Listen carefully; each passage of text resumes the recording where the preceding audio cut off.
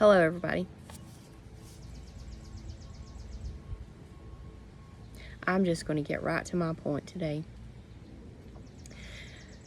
This morning I woke up frustrated from things that have happened this week that makes me late. And I was talking to God about it. And I was like, Lord, it's so frustrating when others make me late for other stops. Some things can't be helped. But I always give everybody the times that I will be there. And they're consistently not there. And it's really, really frustrating. It happens on my church route. It happens on my bus route. And it's always the same people, and they do it consistently. It's very frustrating. I have no problem with somebody up and being late once or maybe even twice. I can understand things happen to make you late. But consistently every time is what bothers me. So I was talking to God about it, and I was like, God, I just don't understand.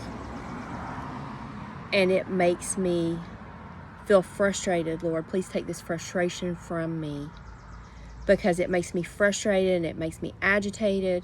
God, help me to deal with this frustration and this agitation that I feel.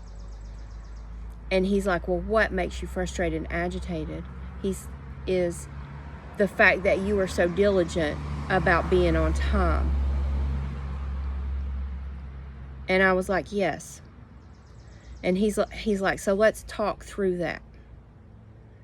So like, I run a school bus route, and I don't leave until, let's just say a time, say 10 till.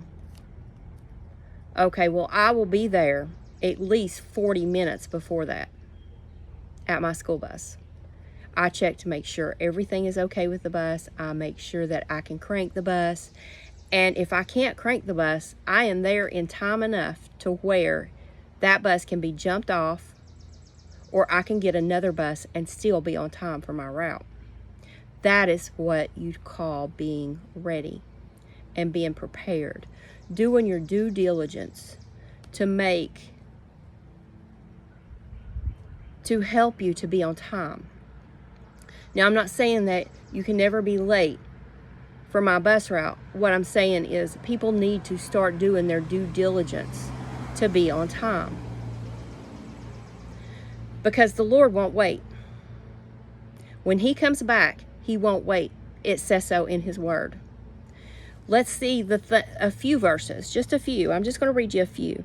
Be ye therefore ready. This is Luke 24:44. This is Luke 12:44, sorry. Be ye therefore ready also, for the Son of Man cometh at an hour when ye think not.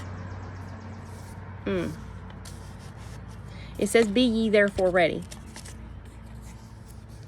Okay, and then we have over here in Matthew chapter 25, or chapter 24, verse 44.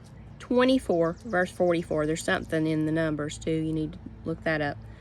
Therefore be ye also ready, for in such an hour as ye think not, the Son of Man cometh.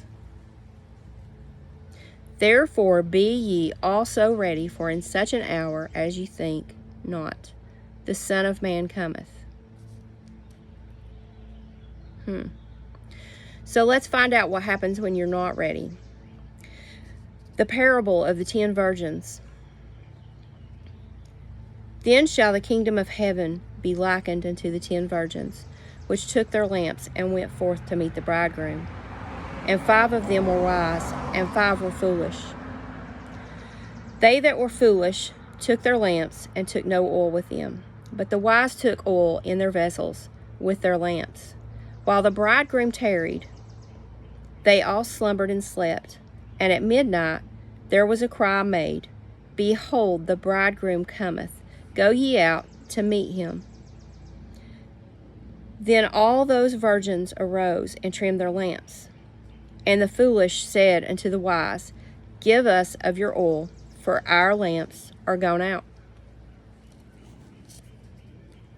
But the wise answered, saying, "Not so, lest there be not enough for us and you. But go ye rather to them that sell, and buy for yourselves." They should have already bought for themselves. These lamps that they used back then were very little. I did a study on these lamps and about being ready and being on time once before, and about the lamps. And they did not hold much. They would last maybe 4 hours, something like that. And they were filled with olive oil. So it said, I lost my place.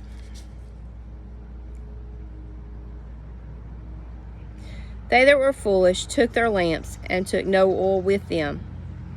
But the wise took oil in their vessels with their lamps. While the bridegroom tarried, they all slumbered and slept. And at midnight there was a cry made, "Behold, the bridegroom cometh. Go you out to meet him." Then all those virgins arose and trimmed their lamps. And the foolish said unto the wise, "Give us of your oil, for our lamps are gone out." But the wise answered, saying, "Not so, lest there not be enough for us and you. But go ye rather to them that sell, and buy for yourselves." And while they went to buy, the bridegroom came, and they that were ready went in with him to the marriage, and the door was shut. Afterward came the other virgins, saying, "Lord, Lord, open unto us." But he answered and said, "Verily I say unto you, I know you not. I know you not." They weren't ready. "Watch therefore, for ye know not the day nor the hour when the Son of Man cometh." We need to be ready because time is passing quickly. We need to be ready. I need to be ready. You need to be ready. I still have a lot of work to do. I'm not perfect. My dad did something really right in teaching me to be ready and to be prepared and to work on being prepared. And we need to do that. We need to do our due diligence to be prepared so that we don't miss when Jesus comes back. Be ye therefore ready. We need to be ready. God, help us to be ready, Lord. I want you to hear this word today because time is passing quickly, and I feel it in my spirit that we don't have much time left. And there are so many people that's just la-di-da-di-da-di-da-di-da and just being slothful, and they're not ready.